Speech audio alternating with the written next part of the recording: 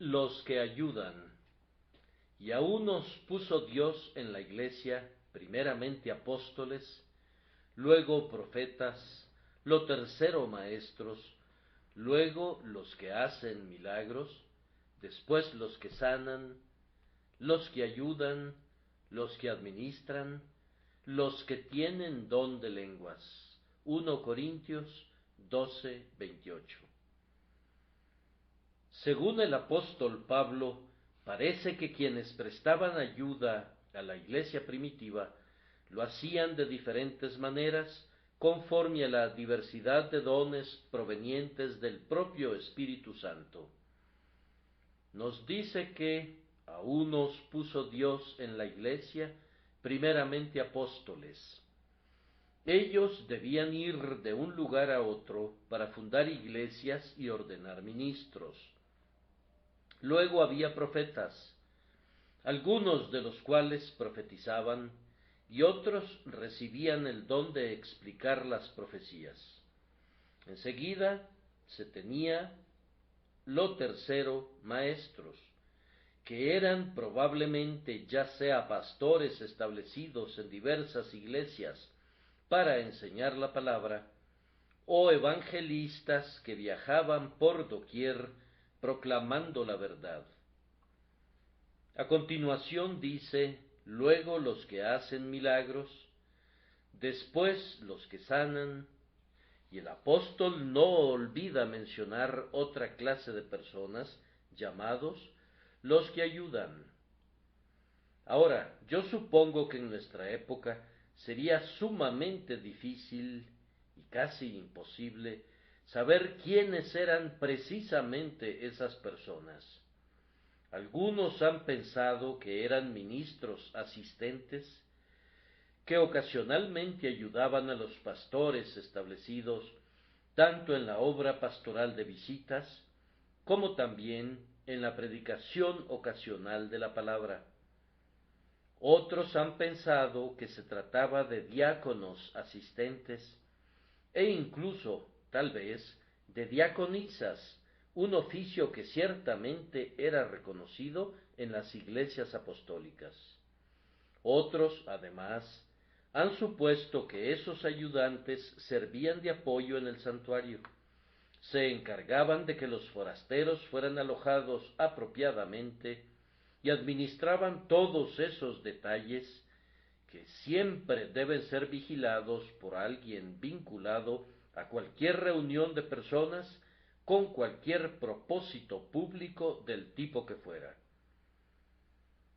Pero fueran quienes fueran, y sin importar cuál función particular desempeñaran, parecieran haber sido un cuerpo útil de gentes dignos de ser mencionados en el mismo versículo que los apóstoles y maestros, e incluso ser nombrados conjuntamente con los que hacían milagros y con los que sanaban. Me parece que no eran personas que tuvieran alguna posición oficial, sino individuos que eran motivados únicamente por el impulso natural y por la vida divina en su interior, para hacer cualquier cosa y realizar todo aquello que ayudara al maestro, o al pastor, o al diácono en la obra del Señor. Eran la clase de hermanos que son útiles en cualquier parte, que siempre subsanan una brecha y se alegran cuando descubren que pueden ser útiles a la Iglesia de Dios en cualquier capacidad. Nosotros tenemos una brigada considerable de auxilios en la Iglesia, y a ellos quisiera darles ahora aliento, y mientras les hablo, quizá pudieran llegarles de la vuelta de la esquina, por decirlo así, algunas palabras de consuelo a cuantas personas necesitan la ayuda que estos hermanos les proveen y les brindan, entregando sus vidas. Me parece que John Bunyan, ese maestro de la alegoría y la experiencia cristianas, ha descrito una parte de la obra de estos ayudadores que es sumamente valiosa y sumamente requerida. Bunyan describe a Auxilio como alguien que se acerca a Cristiano cuando forcejeaba torpemente en el pantano del desánimo. Justo cuando el pobre hombre estaba a punto de hundirse, después de haber perdido pie en el pantano y darse cuenta de que, a pesar de todos sus esfuerzos, se estaba sumiendo más y más profundamente en el cieno, súbitamente vino a él una persona de quien Bunyan no nos dice nada más en todo el resto de su alegoría, cuyo nombre era Auxilio, quien, extendiendo su mano, le dijo algunas palabras de aliento y lo sacó del pantano, lo puso en el camino real del rey y afirmó su marcha. Hay un período en la vida divina cuando la ayuda de hermanos cristianos juiciosos es invaluable. Casi todos nosotros que tenemos algún conocimiento del Señor, conocemos también todo lo que desearíamos saber acerca de ese atroz pantano del desánimo. Yo mismo permanecí sumido allí 5 años, más o menos, y creo que conozco muy bien cada una de sus partes. En algunos lugares es más profundo que en otros y más nauseabundo, pero créanme, un hombre puede considerarse 3 veces más feliz cuando sale de allí, pues cuando uno se encuentra en ese lugar, parecería como si fuese a tragarlo vivo. Valiosa, muy valiosa para nosotros debe ser siempre la mano que nos ayudó a salir de la profundidad del cieno, donde no había ningún apoyo, y aunque atribuimos toda la gloria al Dios de gracia, no podemos sino amar muy afectuosamente el instrumento que Él envió para ser el medio de nuestra liberación. En la cima de algunos desfiladeros de los Alpes suizos, para la preservación y alojamiento de los viajeros, el cantón mantiene un pequeño cuerpo de hombres que algunas veces consta de sólo 2 o 3 miembros, que viven en una cabaña en la cumbre y cuyo oficio es ayudar a los viajeros en su camino. Cuando atravesábamos un desfiladero en medio de las montañas del norte de Italia, fue muy agradable para nosotros ver, a unos 4 o 5 kilómetros de la cima, a un hombre que descendió y nos saludó como si hubiese sido un viejo conocido nuestro. Llevaba una pala en su mano, y aunque nosotros no sabíamos qué iba a suceder, él evidentemente entendía mucho mejor que nosotros lo que iba a suceder. Pronto llegamos a un punto donde la nieve era profunda, y el hombre se dispuso a trabajar con su pala para limpiar la senda, y cuando llegamos a un tramo muy feo del camino, algunas personas de nuestro grupo fueron llevadas a cuestas por dicho sujeto. El oficio de ese hombre era cuidar a los viajeros, y pronto llegó otro de sus compañeros con vino y refrigerios, que fueron ofrecidos generosamente a quienes estaban agotados. Estos hombres eran los que ayudan, que pasaban su vida en aquella parte del camino donde se sabía que sus servicios serían requeridos. Y cuando los viajeros llegaban a ese punto, ellos estaban dispuestos a proporcionar su ayuda en el tiempo oportuno. Esos auxilios no habrían sido de ninguna utilidad en las bajas llanuras. Habrían sido más bien un estorbo si se hubieran encontrado con nosotros en cualquier otro lugar, pero arriba eran sumamente valiosos porque estaban justo donde se requería de ellos y acudían exactamente en el momento en que se les necesitaba. Ahora, amigos míos, los que ayudan no son de ninguna utilidad para alguien que se puede ayudar a sí mismo.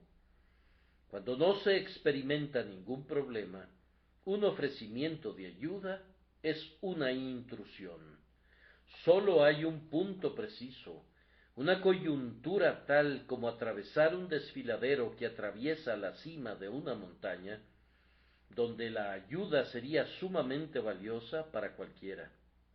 Y me parece que la etapa de la experiencia de un hombre, descrita por Bunyan en el pantano del desánimo, es justamente esa estación donde ustedes, amados hermanos y hermanas en Cristo, podrían rendir una invaluable ayuda al ministro cristiano, viniendo al rescate de aquellos que parecieran estar a punto de ser tragados.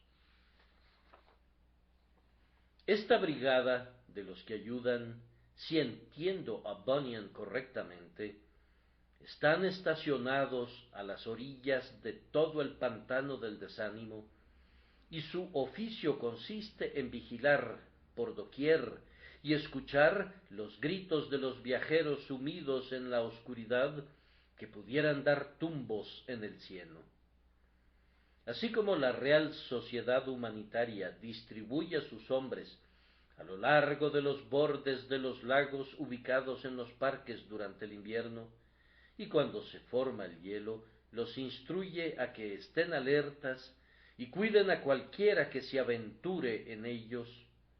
Así también un pequeño grupo del pueblo cristiano de cada iglesia, conformado por hombres y mujeres, debería estar listo siempre para escuchar los gritos de angustia y proporcionar la ayuda donde quiera que se requiera. Tal me parece a mí que es el tipo de los que ayudan que necesitamos. Así, tal vez, pudieran haber sido estos seres que servían como los que ayudan.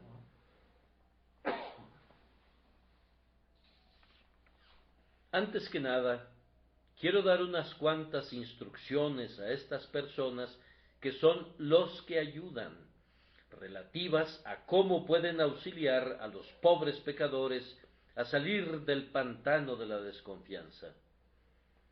Después de una corta experiencia que he tenido ayudando a otros, yo recomendaría de entrada un curso particular. Cuando se reúnan con alguien que está desesperado y que piensa que no puede ser salvado, hagan que exponga su caso. Esto siempre ha de ser lo primero. Cuando Auxilio fue donde estaba Cristiano, no le extendió de inmediato su mano, sino que le preguntó: ¿qué haces allí? ¿Cómo te metiste allí? Les hace bien a los hombres exponer a otros su caso espiritual. La confesión a un sacerdote es un acto abominable, pero algunas veces la comunicación de nuestras dificultades espirituales a otra persona es en sí mismo un ejercicio sumamente provechoso para nosotros.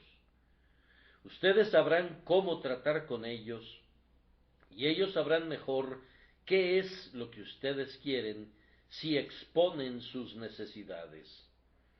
Yo he descubierto ocasionalmente que el mero acto de exponer una dificultad ha sido el medio preciso para superarla de inmediato.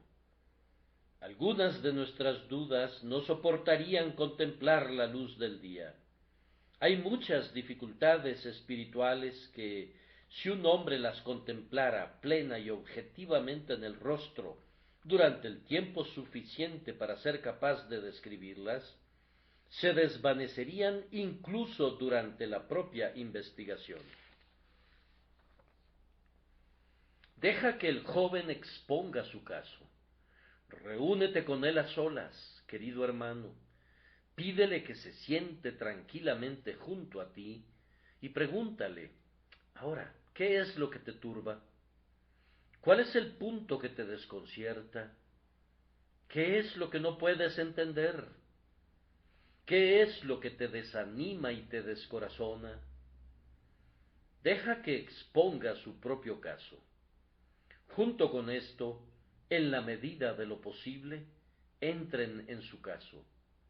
Esto podría parecerles, tal vez, como una directriz banal, pero pueden estar seguros de que no serían capaces de prestar mucha ayuda, si llegaran a prestarla, si no siguieran esa directriz. La simpatía tiene mucho que ver con nuestra habilidad de consolar a otros. Si no pueden introducirse en la turbación de los demás, difícilmente serían capaces de sacarlos de allí. Traten de rebajarse al punto de llorar con los que lloran, así como también de gozarse con los que se gozan. No escarnezcan ninguna dificultad porque les parezca pequeña. Recuerden que podría ser muy grande para la persona que se siente turbada. No comiencen a reprender al joven diciéndole que no debería sentirse como se siente, o que no debería turbarse como lo hace. Así como Dios pone sus brazos eternos debajo de ti, así debes poner los brazos extendidos de tu simpatía debajo de tus hermanos más jóvenes y más débiles, para que puedas alzarlos. Si vieras a un hermano sumido en el cieno, mete tus brazos en el lodo para que puedas, por la gracia de Dios, sacarlo corporalmente fuera de allí. Recuerda que una vez estuviste justo donde esa joven hermana tuya está ahora. Si puedes, intenta recordar tus propios sentimientos cuando te encontrabas en una condición semejante. Pudiera suceder, afirmas, que el mozalbete o la damisela sean muy necios. Sí, pero tú mismo fuiste un necio una vez, y entonces aborrecías todo tipo de alimento. Tu alma parecía estar acercándose a las puertas de la muerte. Ahora tú debes usar el lenguaje de Pablo, deberías hacerte necio por ellos. Tienen que ponerse en la condición de estas personas de mente sencilla. Si no pudieran hacerlo, necesitarían un entrenamiento que les enseñara cómo convertirse en auxilio. Todavía no saben cómo hacerlo.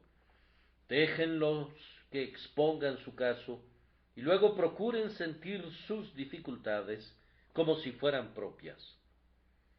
Tal vez su siguiente obra debería ser consolar a esos pobres hermanos con las promesas.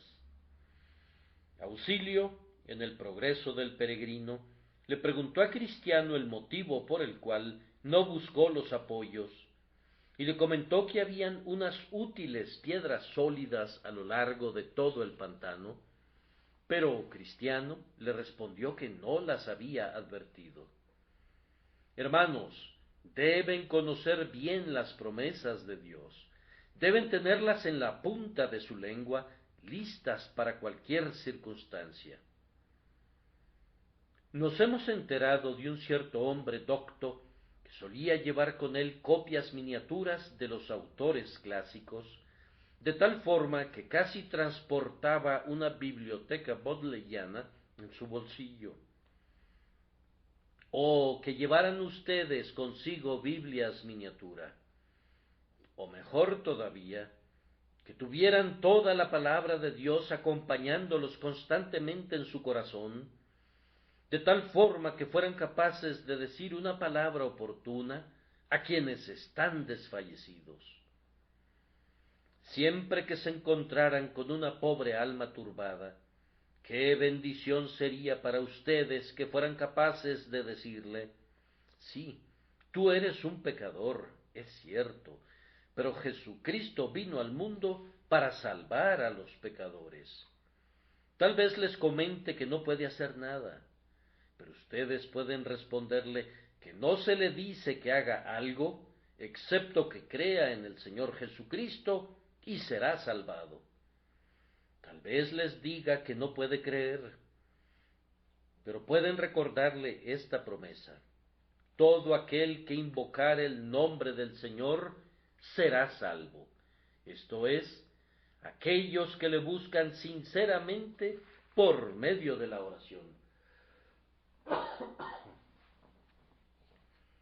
Algunos textos en la Biblia son como estrellas diversas en el cielo, como esas constelaciones de los cielos que son tan conspicuas que cuando el marinero las divisa una vez, muy pronto sabe dónde se encuentra, determina la latitud y la longitud de su propia posición cuando contempla atentamente uno de esos cuerpos celestiales.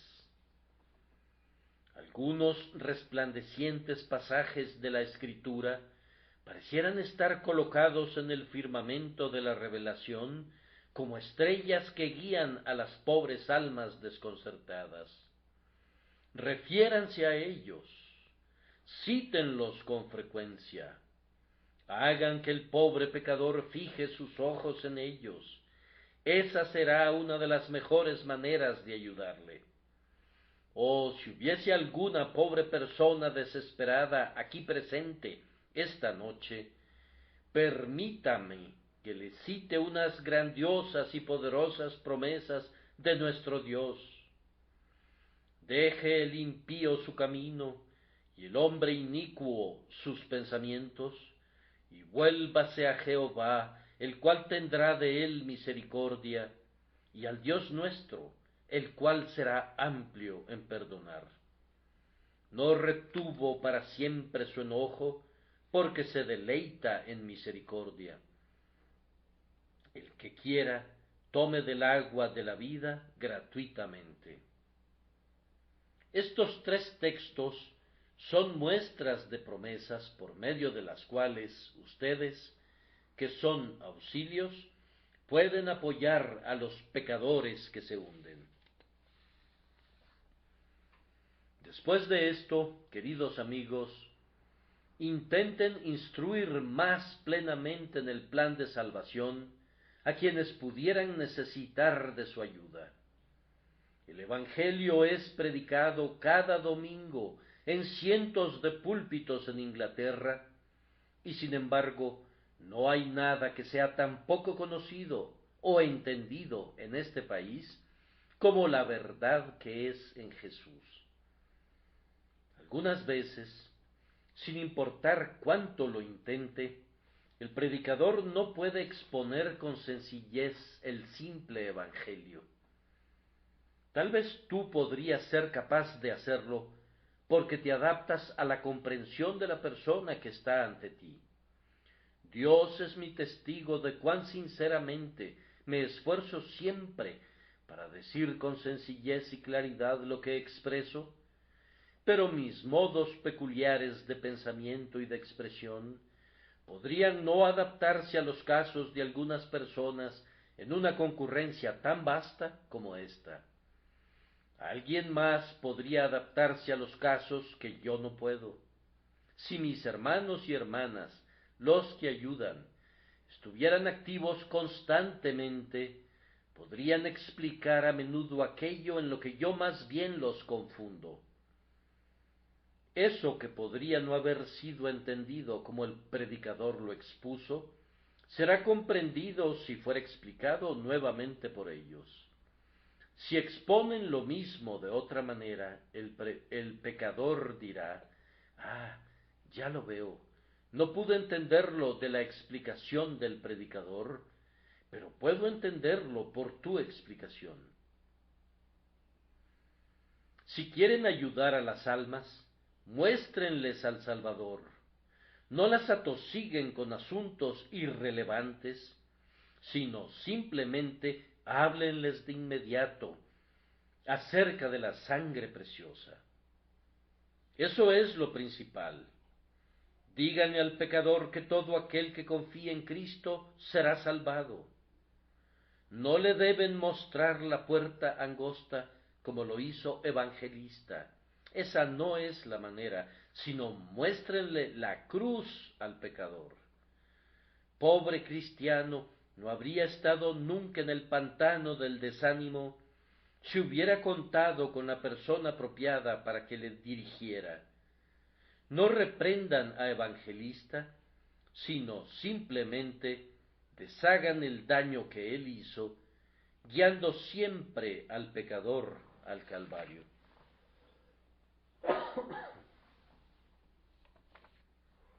¿Quisieran complementar esto? Les recomiendo que le cuenten la propia experiencia de ustedes a la conciencia turbada. Muchos han sido capaces de salir del pantano del desánimo de esa manera. ¿Cómo?, pregunta el joven. ¿Sentiste alguna vez como yo siento? Debo decir que con frecuencia me ha parecido gracioso, cuando he hablado con jóvenes buscadores, ver que abren asombrados sus ojos cuando piensan que yo sentí alguna vez lo mismo que ellos, mientras que yo habría abierto los míos con mucho mayor asombro si no hubiera sido así. Nos sentamos a veces y les contamos a nuestros pacientes todos sus síntomas, y entonces ellos piensan que debimos haber leído en sus corazones, cuando el hecho es que nuestros corazones son precisamente como los suyos, y leyendo en los nuestros, leemos en los suyos. Hemos transitado por la misma senda que ellos, y sería algo muy duro que no les describiéramos aquello que nosotros mismos hemos experimentado. Incluso los cristianos avanzados encuentran gran consuelo al leer y oír acerca de la experiencia de los demás, si en algo se asemeja a la suya, y para la gente joven, oír que otros cuentan lo que han experimentado antes que ellos, es un medio de gracia sumamente bienaventurado. Yo quisiera que nuestros hermanos ancianos fueran más frecuentemente auxilios en este asunto, y que cuando vieran a otros en problemas, les contaran que ellos han atravesado por las mismas dificultades, en lugar de culpar a los jóvenes, como hacen algunos, por no saber lo que no pueden saber, y de reprocharlos por no tener cabezas maduras sobre hombros jóvenes, donde, estoy seguro, estarían singularmente fuera de lugar. Además, yo pienso que ustedes ayudarían muchísimo al joven buscador si oraran con él. Oh, el poder de la oración. Cuando no pueden decirle al pecador lo que quisieran decirle, algunas veces pueden decírselo a Dios a oídas del pecador. Hay una manera de decir en una oración conjunta con la persona lo que no podrías decirle directamente a su cara, y algunas veces, cuando se ora con otro, está bien exponer el caso muy clara y sinceramente, decir algo así: Señor, tú sabes que esta pobre joven mujer aquí presente está muy turbada, pero es por su propia culpa. Ella no quiere creer en tu amor porque dice que no hay evidencia de él. Tú lo has mostrado en el don de tu amado Hijo, pero ella persiste en querer ver algo más que fuera suyo sobre lo cual pudiera apoyarse, algunas buenas estructuras o sentimientos. Se le ha dicho muchas veces que toda su ayuda radica en Cristo y para nada en sí misma. Sin embargo, ella continúa buscando fuego en medio del agua y vida en los sepulcros de la muerte. Abre sus ojos, Señor, haz que vuelva su rostro en la dirección correcta, y condúcela a ver a Cristo y no a sí misma. Orar de esta manera, ustedes pueden verlo, hace que el caso sea expuesto con claridad. Hay un poder real en la oración, pues el Señor en verdad oye todavía el clamor de su pueblo.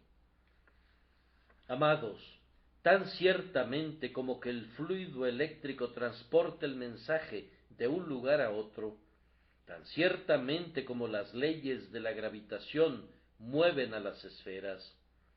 Así de cierto es que la oración es un poder misterioso pero real.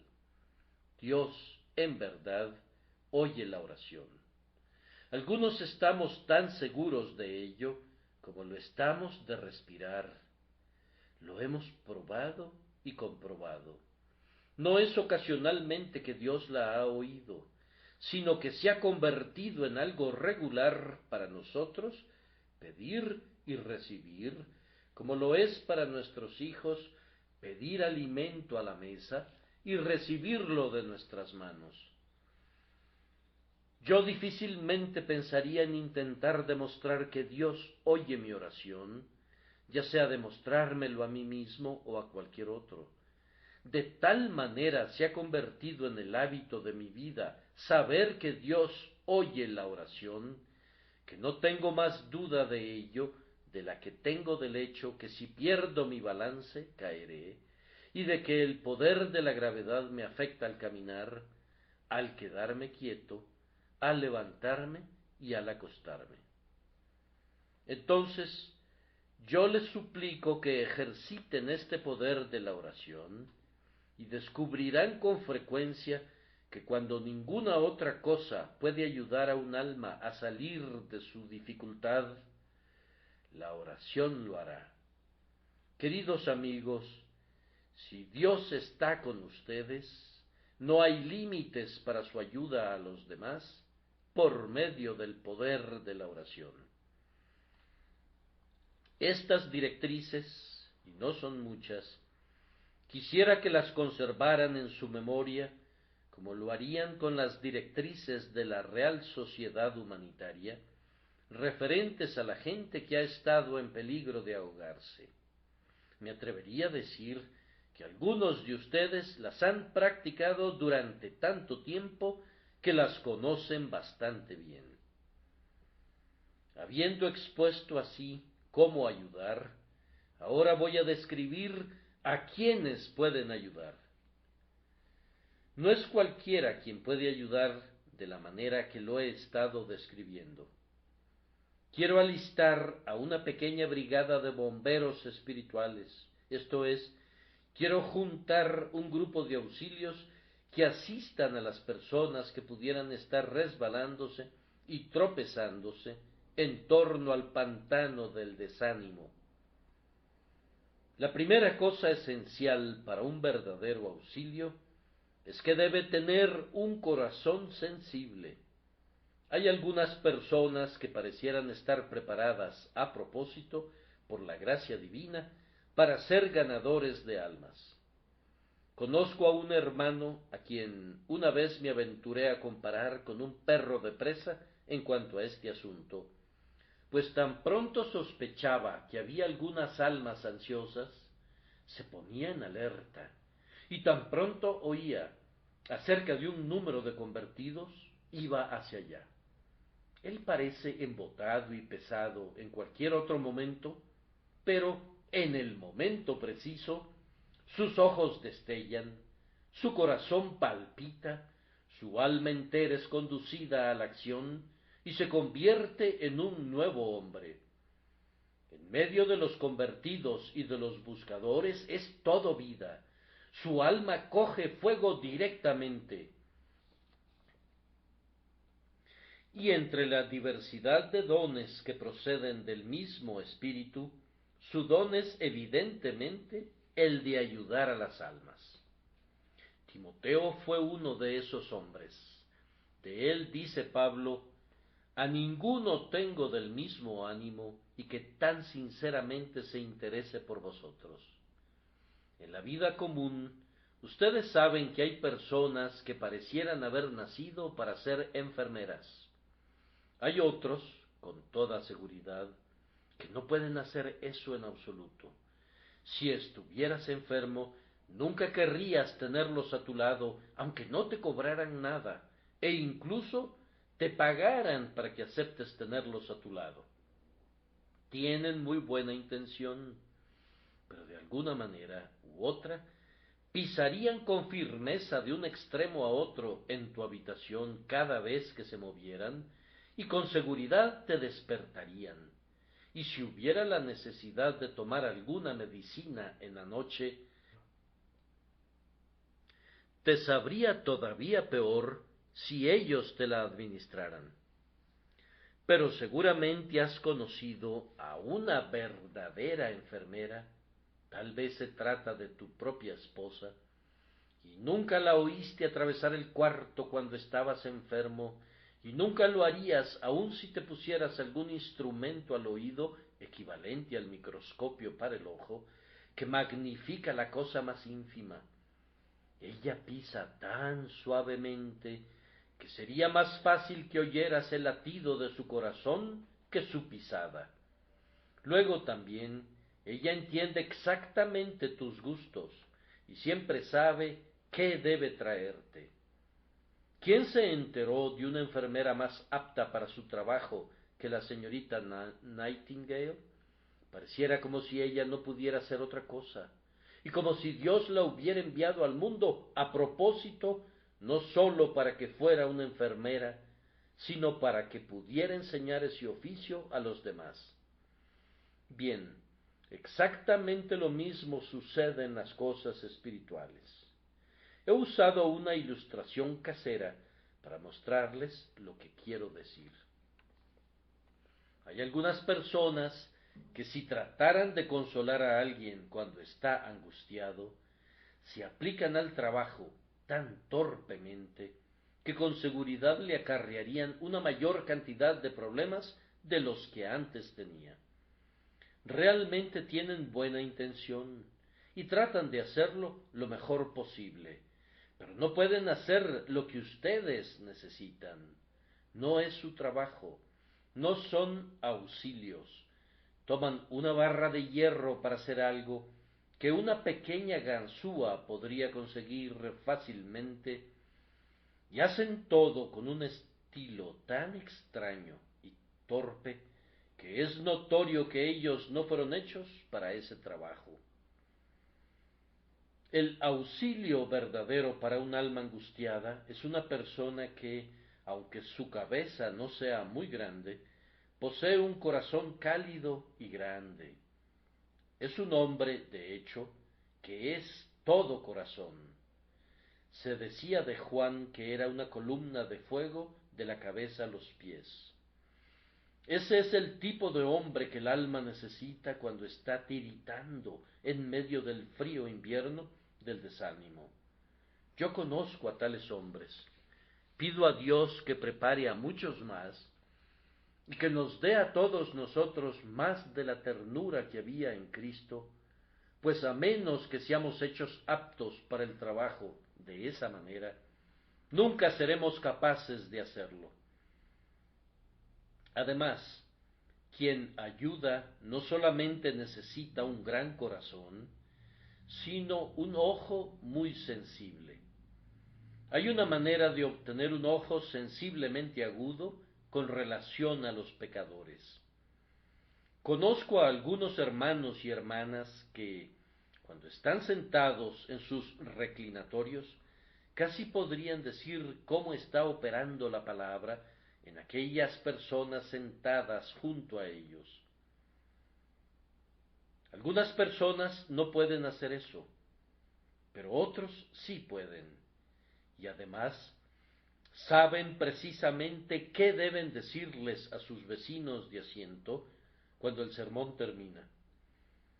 Entienden cómo decirlo, y si tienen que decirlo estando en el reclinatorio, o cuando bajan por las escaleras, o afuera, o si deberían esperar para hacerlo durante la semana. Parecieran poseer un instinto que les dice justamente qué hacer, cómo hacerlo y cuándo hacerlo. Oh, es algo bendito cuando Dios pone así vigías a lo largo de los límites del pantano del desánimo. Entonces, si tienen oídos dispuestos, oyen y pronto escuchan un chapoteo por allá en el pantano, y aunque estuviera muy oscuro y brumoso, van al rescate. Nadie más oye el grito sino aquellos que se disponen a escuchar su sonido.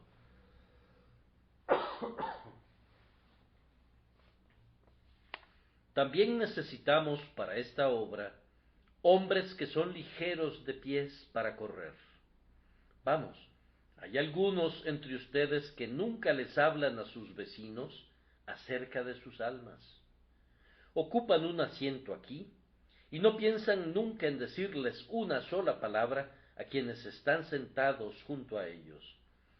Doy gracias a Dios porque hay algunos entre ustedes que no dejarían salir a un extraño sin una buena palabra relativa a Cristo. Yo oro para que perseveren en ese buen hábito, y el Señor los bendecirá, pues mientras el predicador tiene mucho que hacer en una congregación como esta, hay todavía más que hacer por medio de estos auxilios para llegar a la conciencia y hacer un bien al alma. Para el auxilio completamente eficiente, denme un hombre con un rostro amoroso. Nosotros no confeccionamos nuestros propios rostros, pero yo no creo que un hermano haga mucho con los buscadores ansiosos si está habitualmente ceñudo. La alegría se ensalza a sí misma, especialmente ante un corazón turbado. Nosotros no necesitamos frivolidad. Hay una gran diferencia entre alegría y frivolidad. Yo siempre podría contarle lo que siento a un hombre que me mira con dulzura, mucho mejor de lo que podría decírselo a uno que con un aire oficial me habla como si constituyera su único oficio inquirir en mis asuntos privados y descubrir todo acerca de lo que soy y dónde he estado. Hagan su labor suavemente, gentilmente, afectuosamente. Dejen que su rostro alegre exprese que la religión que tienen es digna de poseerse, que los alegra y los consuela, y entonces esa pobre alma que está en el pantano del desánimo tendrá alguna esperanza de que la alegre y la consuele. Sinceramente, también, permítanme recomendarles tener un pie firme. Si tengo que ir para sacar a un hermano del pantano, he de saber cómo pararme firme yo mismo, o de otra manera, mientras estoy tratando de sacarlo a él, yo podría caer adentro. He de recordar que al oír las dudas de los demás, se pueden generar las mismas dudas en mi propia mente, a menos que yo esté firmemente establecido en cuanto a mi propio interés personal en Cristo Jesús. Si quieres ser útil, no debes estar dudando y temiendo siempre. La plena seguridad no es necesaria para la salvación, pero es muy necesaria para tu éxito como un auxilio para los demás. Yo recuerdo que cuando enseñaba en la escuela dominical, procuraba que uno de los muchachos de mi clase mirara al Salvador. Él parecía angustiado y me preguntó: «Maestro, ¿es usted salvo?». Yo respondí que sí. «¿Pero está seguro de que lo es?», me dijo. Y aunque no le respondí de inmediato, sentí que no podía decirle con seguridad que ciertamente había salvación en Jesucristo, a menos que lo hubiera probado por mí mismo y tuviera la seguridad de ello. Procuren tener un apoyo firme, queridos hermanos, y así serán más útiles en torno a los límites del pantano que si estuvieran resbalando continuamente. Luego, puesto que tienen que desempeñar sus oficios en torno a este pantano, procuren conocerlo muy bien, procuren descubrir sus peores partes y dónde es más profundo. No tendrán que ir lejos para lograrlo. Probablemente ustedes mismos ya han estado en él y por ello conocen algo de él, pero si no, pueden informarse con uno y con otro para saber cuál parte es la peor. Procuren entender, si pueden, la filosofía mental del desaliento. No me refiero a hacerlo estudiando a Douglas Stewart y a otros escritores que hablan sobre la filosofía mental, sino mediante una experiencia real del corazón. Procuren adquirir un conocimiento práctico de las dudas y temores que agitan a las almas que se acercan. Cuando hayan hecho esto, yo espero que el Señor les dé, pues la necesitarán si han de volverse muy útiles, una buena mano fuerte para asir al pecador. Jesucristo no sanó a los leprosos sin tocarlos, y nosotros no podemos hacer bien a otros hombres permaneciendo a una distancia de ellos. El predicador se aferra a veces de sus oyentes, puede sentir que los sostiene y puede hacer casi cualquier cosa con ellos, y si tú has de ser un auxilio, tendrás que aprender el arte de asirte de la conciencia, del corazón, del juicio y de aferrarte del hombre entero. Una vez que te aferres de un corazón angustiado, no lo dejes ir nunca. Oh, yo pido en oración que puedas tener una mano cual un vicio, que nunca deje ir al pecador una vez que te hayas asido de él. ¿Cómo? ¿Acaso el Hijo de Dios va a dejar que el pecador caiga otra vez en el pantano?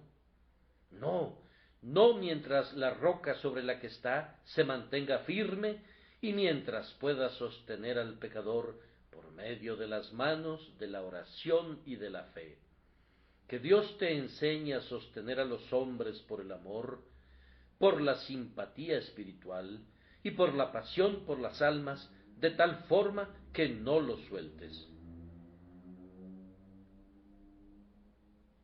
Además, si quieres ayudar a otros a salir del pantano del desánimo, tienes que tener una espalda flexible.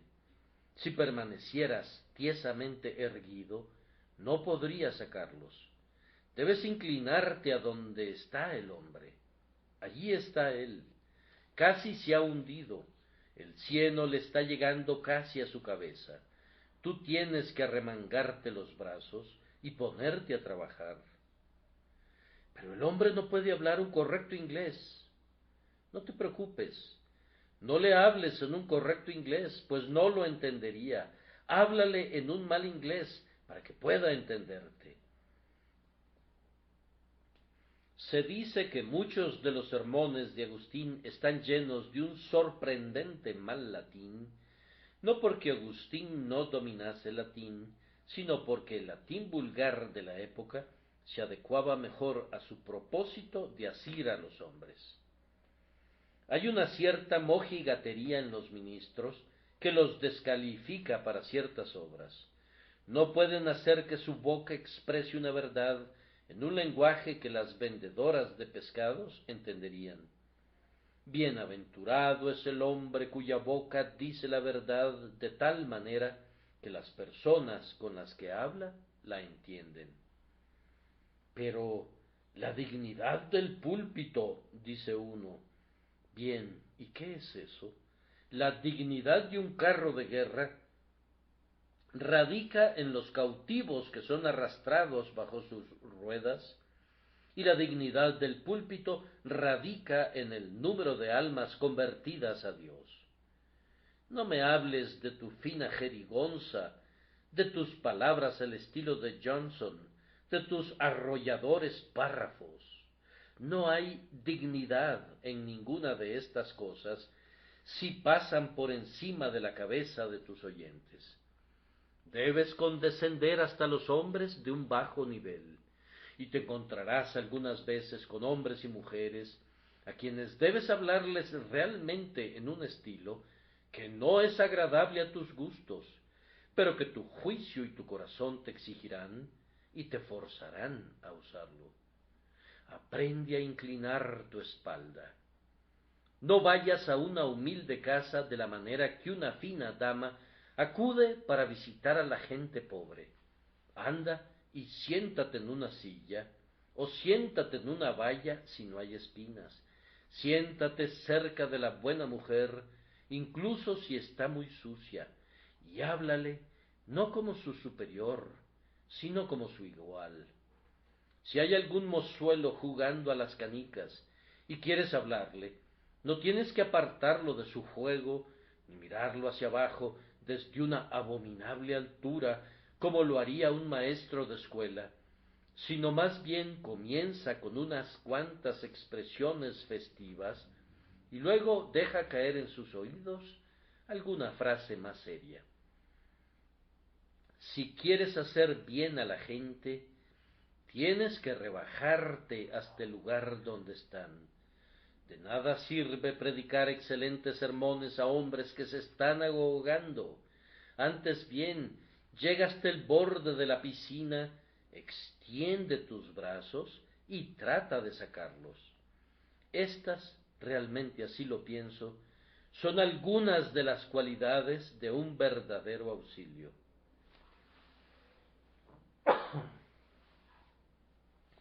Ahora permítanme concluir, procurando incitar a aquellos de mis hermanos y hermanas que han sido auxilios para que prosigan con más denuedo en la obra y alentar a aquellos que no lo han intentado para que comiencen. Probablemente alguien podría preguntarse, ¿por qué debería yo ayudar a otros? Y mi respuesta será, porque las almas necesitan ayuda. No basta con eso.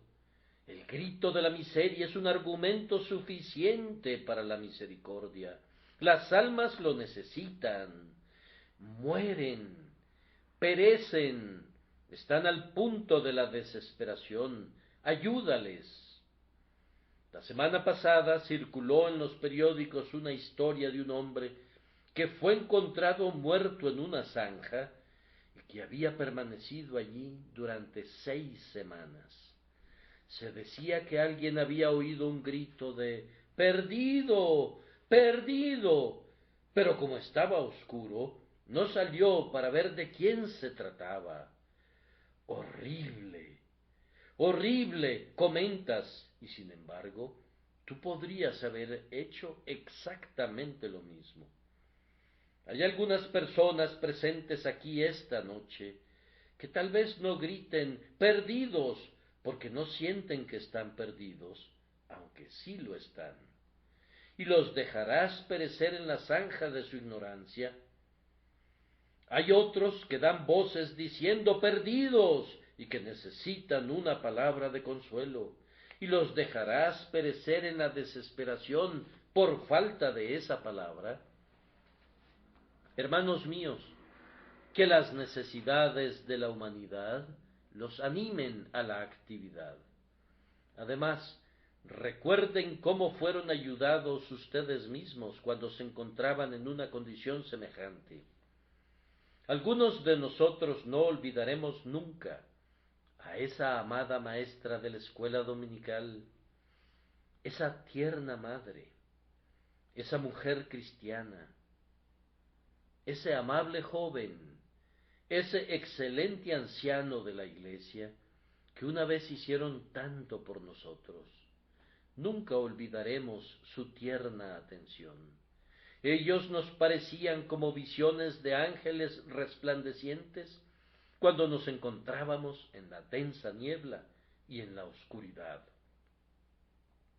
Salden la deuda, cancelen la obligación, paguen lo que deben, y no podrían hacer esto excepto ayudando a otros de la misma manera que ustedes mismos fueron ayudados.